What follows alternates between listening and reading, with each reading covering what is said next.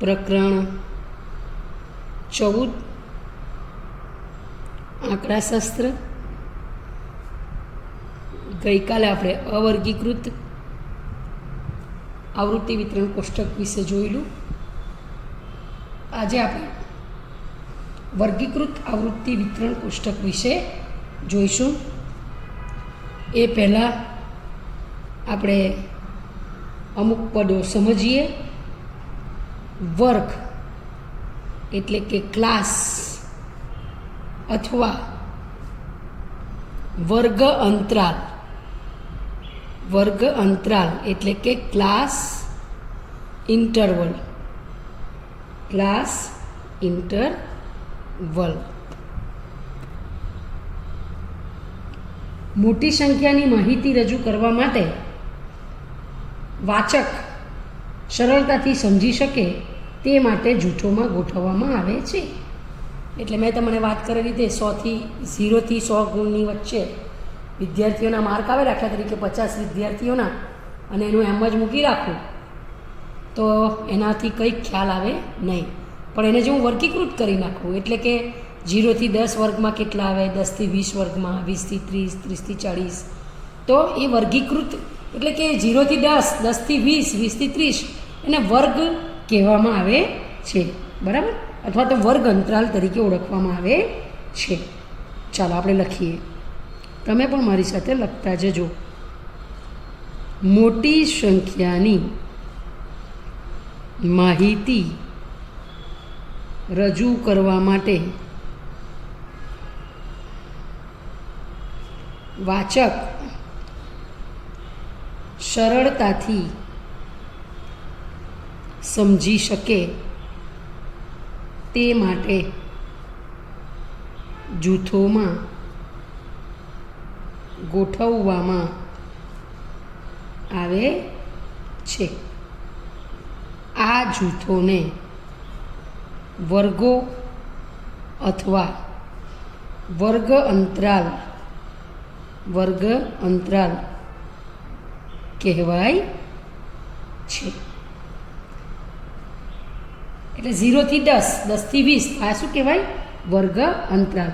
વિદ્યાર્થી મિત્રો, આ 0થી 10, 10થી 20, તો જે 0થી 10 તો તેમાં 0, 10થી 20 તો એ 10, 20થી 30 તો એમાં 20. એ શું કહેવાય? અધઃસીમા કહેવાય. શું કહેવાય? અધઃસીમા કહેવાય. અને જે મોટી સંખ્યા હોય, દરેક વર્ગની જે મોટામાં મોટી સંખ્યા હોય એને ઉર્ધ્વસીમા કહેવાય.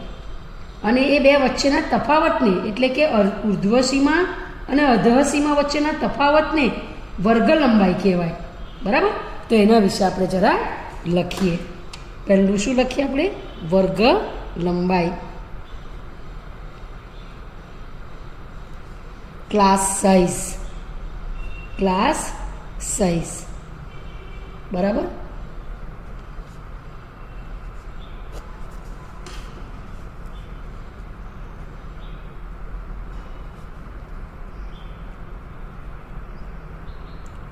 દરેક વર્ગની લંબાઈને એટલે કે ઉર્ધ્વસીમા અને અધઃસીમાના તફાવતને વર્ગ લંબાઈ અથવા પહોળાઈ કહે છે. ક્લાસ વિધ એટલે પહોળાઈ. બરાબર? ચાલો હવે અધઃ વર્ગ સીમા. અધઃ વર્ગ સીમા. લોઅર લિમિટ અથવા લોઅર ક્લાસ લિમિટ. બરાબર? દરેક વર્ગની નાનામાં નાની સંખ્યાને તે વર્ગની અધઃ વર્ગ સીમા કહે છે.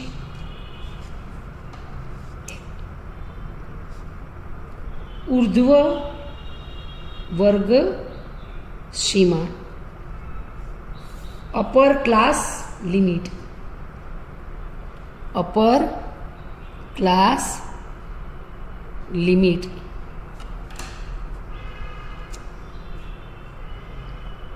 દરેક વર્ગની મોટામાં મોટી સંખ્યાને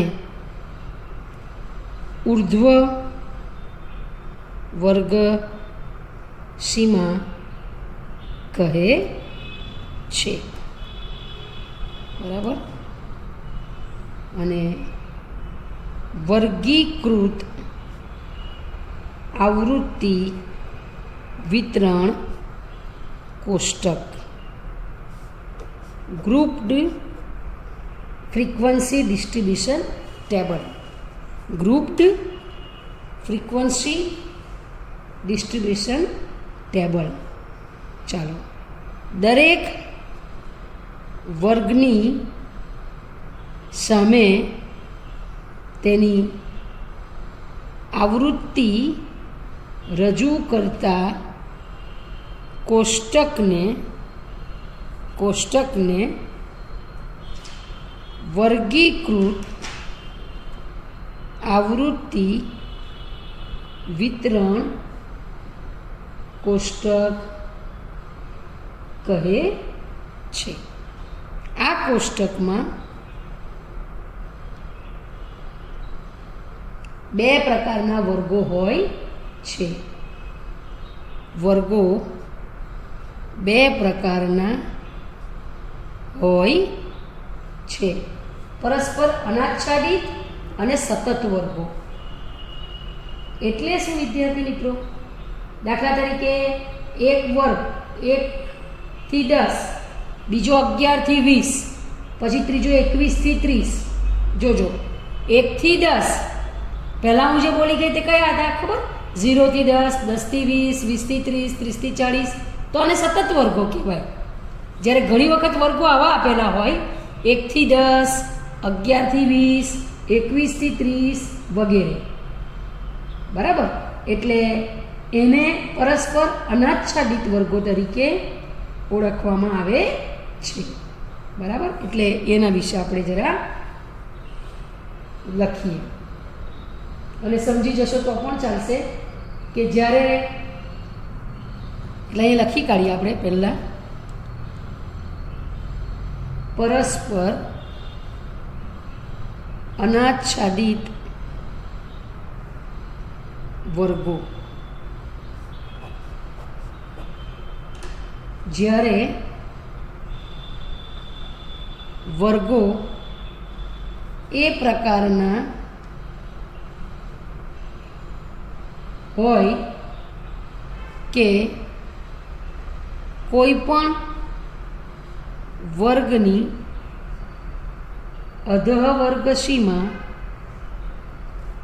અને એટલે અધઃવર્ગ સીમા તેનાથી આગળના વર્ગની ઉર્ધ્વ વર્ગ સીમાથી ભિન્ન હોય ત્યારે તેવા વર્ગોને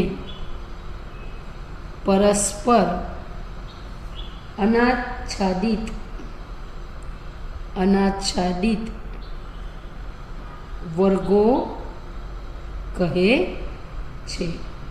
દાખલા તરીકે વર્ગો 1 થી 10, 11 થી 20, 21 થી 30 વગેરે.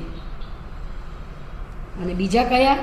સતત વર્ગો, જેના વિશે મેં તમને કહ્યું તે 0 થી 10, 10 થી 20, 20 થી 30 વગેરે. બરાબર. ચાલો,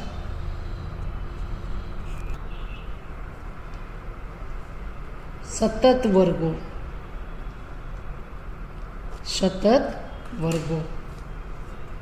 જ્યારે વર્ગો એ પ્રકારના હોય કે કોઈ પણ વર્ગની અધઃ વર્ગ સીમા એ તેનાથી આગળના વર્ગની ઉર્ધ્વ વર્ગ સીમાને સમાન હોય ત્યારે તેવા વર્ગોને સતત વર્ગો કહે છે. દાખલા તરીકે વર્ગો 0 થી 5, 5 થી 10, 10 થી 15 વગેરે.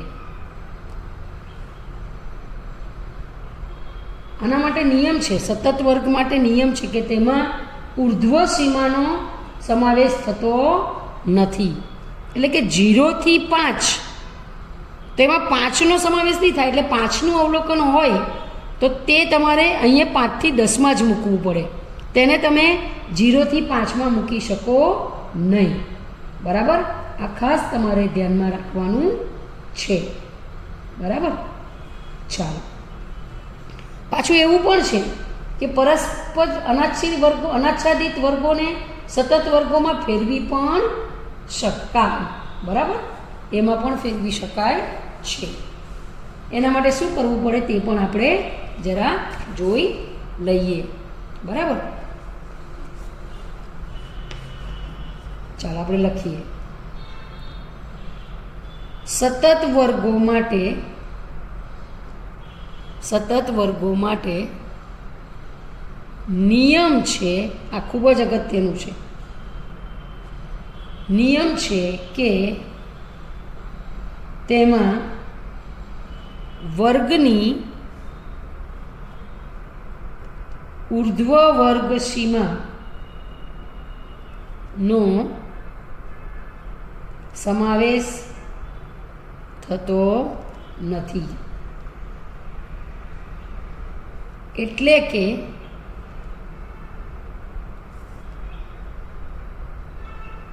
વર્ગો 0 થી 5, 5 થી 10, 10 થી 15 હોય તો અવલોકન 5નો સમાવેશ વર્ગ 0 થી 5માં નહીં થાય, પરંતુ વર્ગ 5 થી 10માં થશે. કારણ કે આ વર્ગમાં 5 ઉર્ધ્વ સીમા છે, પણ આ વર્ગમાં 5 અધઃ વર્ગ સીમા છે. એટલે આમાં એનો સમાવેશ થાય. બરાબર? બીજો પોઈન્ટ, પરસ્પર અનાચ્છાદિત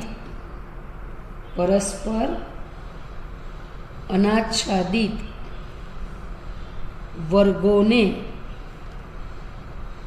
સતત વર્ગોમાં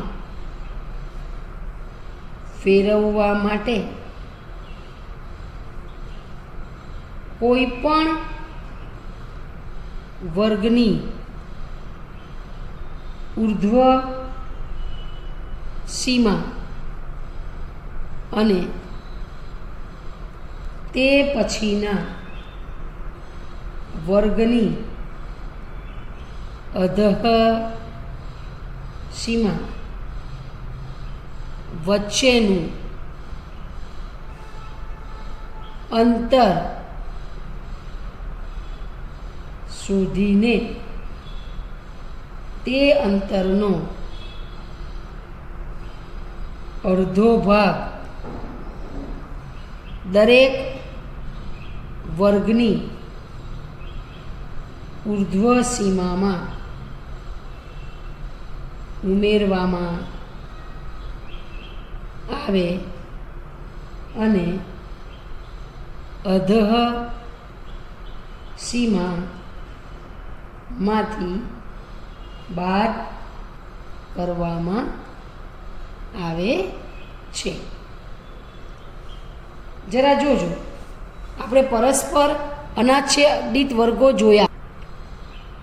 આપણે આ વર્ગો જોયેલા 1 થી 10, પછી 11 થી 20, પછી 21 થી 30. તો આ સતત નથી. તો વિદ્યાર્થી મિત્રો જુઓ, આ વર્ગની અધઃસીમા કઈ છે? એટલે કોઈ પણ વર્ગની ઉર્ધ્વસીમા, ચાલો આની ઉર્ધ્વસીમા 10 અને પછીના વર્ગની અધઃસીમા એટલે આ 11. તો 11 એટલે આ 10 અને આ 11. તો એ બે વચ્ચેનું અંતર કેટલું થાય? તો આ 11 ઓછા 10 એટલે 1 થાય, ભાગ્યા 2 એટલે 0.5 થાય. તો એ 0.5 ને ઉર્ધ્વ સીમામાં ઉમેરવામાં આવે અને અધઃ સીમામાંથી શું કરવામાં આવે? બાદ કરવામાં આવે. એટલે અહીં શું થાય ખબર? આમાંથી 0.5 બાદ કરો. ચાલો, તો 0.5 બાદ કરો તો 0.5 આવે. એટલે અહીંથી 0.5 ના 10.5 ઉર્ધ્વ સીમામાં 0.5 ઉમેરવાનું. અહીં જોજો, આ 11 છે એટલે એમાંથી 0.5 બાદ કરો એટલે 10.5 અને આમાં 0.5 ઉમેરો એટલે આ 20.5. 21માંથી 0.5 બાદ કરો એટલે 20.5. અહીં તમે 0.5 ઉમેરો એટલે 30.5. તો વિદ્યાર્થી મિત્રો તમે જુઓ, હવે આ વર્ગોને પણ તમે સતત કહી શકો ને પછી, કારણ કે બધાની આ 0.5, 10.5, અહીં આવી ગયું 10.5, આ 20.5, આ 20.5, આ 30.5. તો આ રીતે તમે પરસ્પર અનાચ્છાદિત વર્ગોને સતત વર્ગોમાં પણ ફેરવી શકો છો. હવે આપણે ઉપરોક્ત માહિતીનો અભ્યાસ કર્યા બાદ સ્વાધ્યાય 14.2 નો અભ્યાસ કરીએ. એમાં પહેલો દાખલો છે, ધોરણ 8 ના 30 વિદ્યાર્થીઓના રુધિર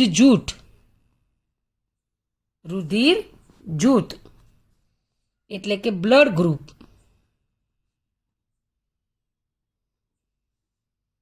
ની વિગત નીચે મુજબ છે. A, B, O, AB, O, A, O, B, A,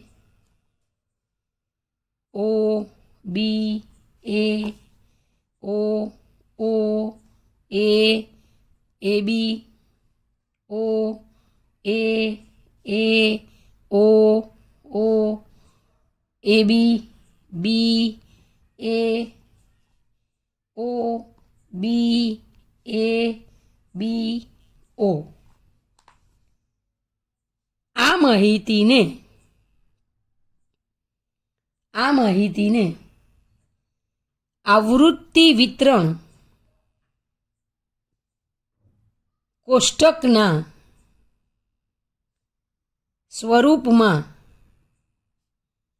દર્શાવો. આ વિદ્યાર્થીઓના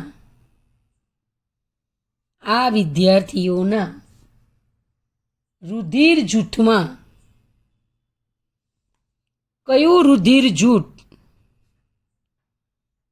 રુધિર જૂથ સૌથી સામાન્ય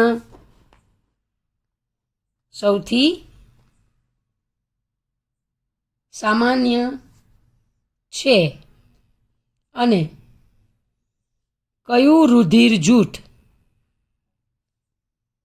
સૌથી વધુ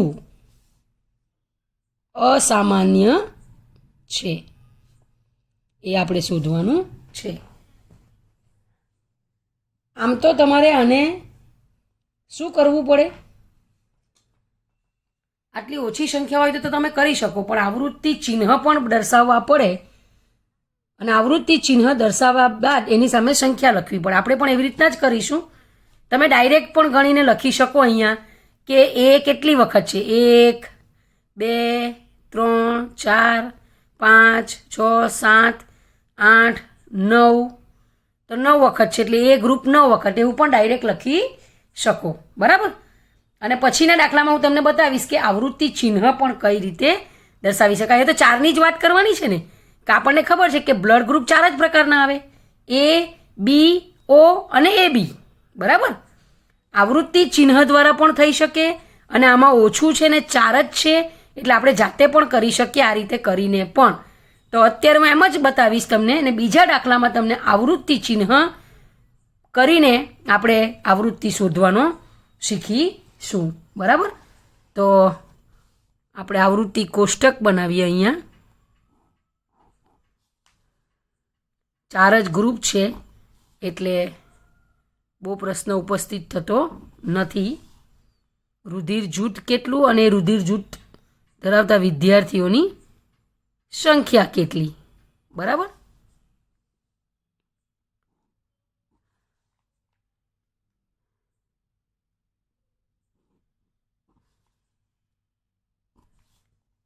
આ શું છે આપણું? આવૃત્તિ વિતરણ કોષ્ટક. ચાલો હું છે ને આવૃત્તિ ચિહ્ન દોરી જ કાઢીએ આપણે, એટલે તમને પહેલી વખતથી જ પરફેક્ટ ખ્યાલ આવે. બરાબર.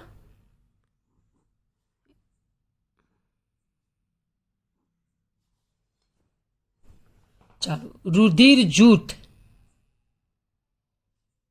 આવૃત્તિ ચિહ્ન અને વિદ્યાર્થીઓની સંખ્યા. તો વિદ્યાર્થી મિત્રો કેટલું છે તમારી પાસે જૂથ? એ, બી, ઓ અને એ બી. અને અહીં એક તમે લખી શકો કુલ કેટલું. બરાબર. એટલે એ વસ્તુ આપણે જરા જોઈ લઈએ. બરાબર. ચાલો પહેલાં આપણે જોઈએ, એમાં આપણી પાસે આપણને ખબર હોવું જોઈએ કે એ કેટલું છે. આ જોજો, આ એ, તો આપણે શામાં કરવું પડે? અહીંયા ચિહ્ન એમાં કરવું પડે. આ એમાં એક ચિહ્ન. પછી શું છે? આ બી, તો આ બી. આ ઓ, તો અહીં ઓમાં એક ચિહ્ન. ફરી પાછું આ ઓ, તો આ ફરી પાછું બીજું વખત ઓ. પછી આ એ બી, તો આપણે અહીં એ બી. આ ઓ, તો ઓમાં આપણે આ ફરી પાછું કર્યું ઓમાં. બરાબર. ચાલો આ એ, તો આ એ ફરી પાછું ઓ, તો આપણે ઓમાં કરીએ. પછી કયું?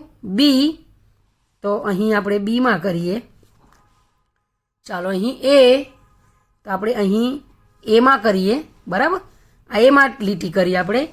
હવે ઓ બી એ 3 વસ્તુ યાદ રાખું છું. જોજો, આ ઓ બી એ, આ એક ઓમાં કર્યું, આ બીમાં કર્યું ને આ એમાં કર્યું, એટલે આવી ગયું. ચાલો હવે જરા જોજો બીજી લાઈન આપણે જોઈએ. બરાબર. આ થોડું નાટલું કષ્ટ કરીએ તો આપણને પેલો ઇઝી પડે કરવામાં. બરાબર. ચાલો આ બીજી લાઈન છે આપણી ઓ વાળી. જોજો, આ ઓ 2 વખત એટલે આ ઓ અહીં મેં કર્યું. બરાબર.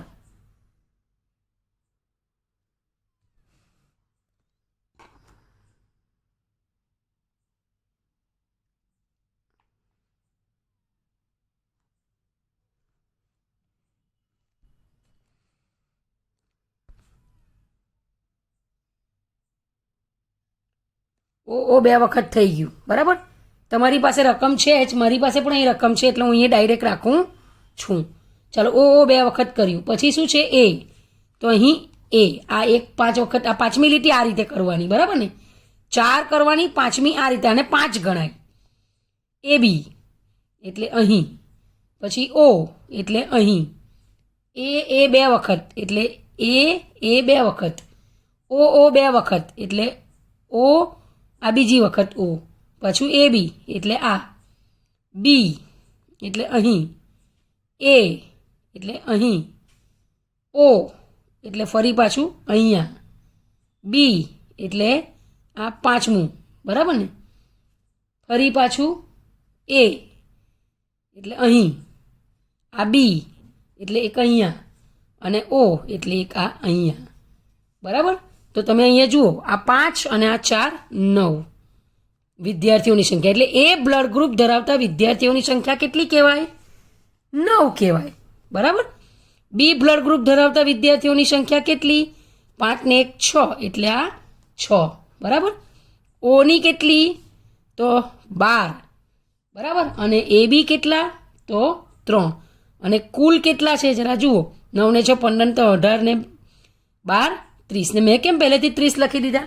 કારણ કે અહીં પણ લખેલું જ છે કે ટોટલ 30 વિદ્યાર્થીઓના રુધિર જૂથ છે, તેથી. એટલે આ ટોટલ આપણું સાથે બેસવું જોઈએ.